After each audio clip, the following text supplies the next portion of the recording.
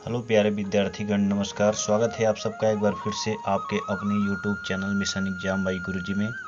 प्यारे विद्यार्थीगण, आज हम लोग पढ़ने वाले हैं निबंध जो कि प्रदूषण पे है। प्रदूषण पे हम लोग निबंध पढ़ेंगे। तो चैनल पे अगर आप पहली बार है तो चैनल को सब्सक्राइब कर लीजिए, बेल आइकन को प्रेस कर दीजिए और वीडियो को शेयर अवश्य करिए। तो आइए शुरू करते हैं आज का टॉपिक निबंध। ठीक है, जैसे कैसे निबंध लिखना है, जैसे मैं लिखा हूँ सेम वैसे ही आपको लिख देना है पेपर में जा करके। ठीक है, अगर आप अच्छा नंबर लेना चाहते हैं तो ऐसे ही लिख दीजिएगा। प्रस्तावना: पर्यावरण में प्रदूषक पदार्थों के प्रवेश से प्राकृतिक संतुलन में पैदा होने वाले दोष को प्रदूषण कहते हैं। प्रदूषण का शाब्दिक अर्थ है वायु, जल, मिट्टी का अवांछित द्रव्यों से दूषित होना। ठीक है, इसके बाद यहाँ पे हेडिंग लगाएंगे आप लोग। प्रदूषण के प्रकार: मुख्य रूप से प्रदूषण के 4 प्रकार हैं: वायु प्रदूषण, जल प्रदूषण, मृदा प्रदूषण और ध्वनि प्रदूषण। इसके बाद हेडिंग रहेगी वायु प्रदूषण। वायु प्रदूषण यह सबसे खतरनाक प्रदूषण है। वायु प्रदूषण का मुख्य कारण उद्योग और वाहनों से निकलने वाला धुआं है। वायु प्रदूषण के कारण वायुमंडल में कार्बन डाइऑक्साइड की मात्रा बढ़ जाती है, इससे पृथ्वी के ऊपर वाला ओजोन गैस का सुरक्षा चक्र बुरी तरह से प्रभावित हो रहा है। ठीक है, बुरी तरह से क्या हो रहा है? प्रभावित हो रहा है। इसके बाद दूसरी हेडिंग है जल प्रदूषण। उद्योगों और घरों से निकला हुआ कचरा कई बार नदियों और अन्य जल स्रोतों से मिल जाता है, जिससे यह उन्हें प्रदूषित कर देता है।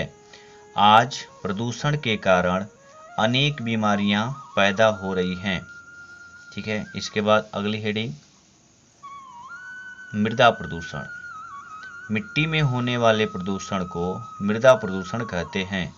यह मुख्य खेती में अत्यधिक कीटनाशक का उपयोग करने से या ऐसे पदार्थ जिसे मृदा में नहीं होना चाहिए उनके मिलने पर होता है। शहरीकरण और औद्योगिकरण बढ़ने से मृदा प्रदूषण बढ़ रहा है। अब इसके बाद अगली हेडिंग को देखते हैं हम लोग।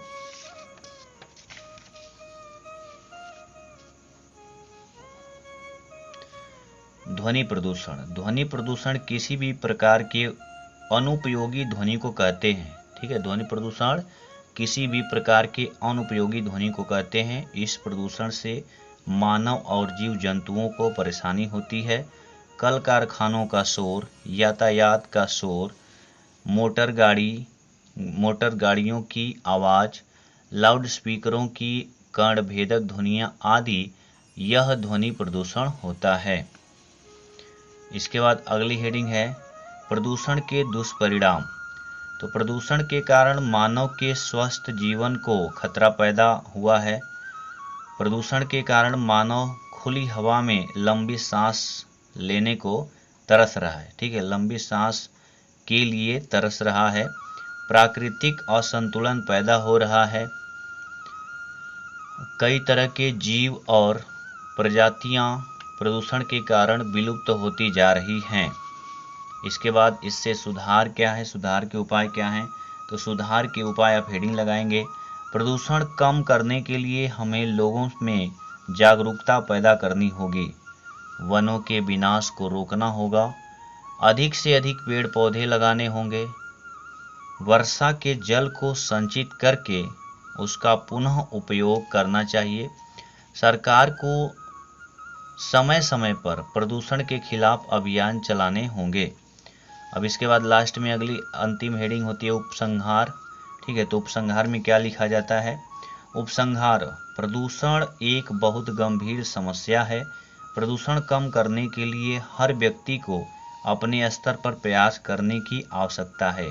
हमारा कर्तव्य है कि हम प्रदूषण के खिलाफ अपना योगदान देकर पर्यावरण की सुरक्षा करें। तो प्यारे विद्यार्थीगण, ये था हम लोग का आज का टॉपिक जो कि पर्यावरण पे संबंधित था।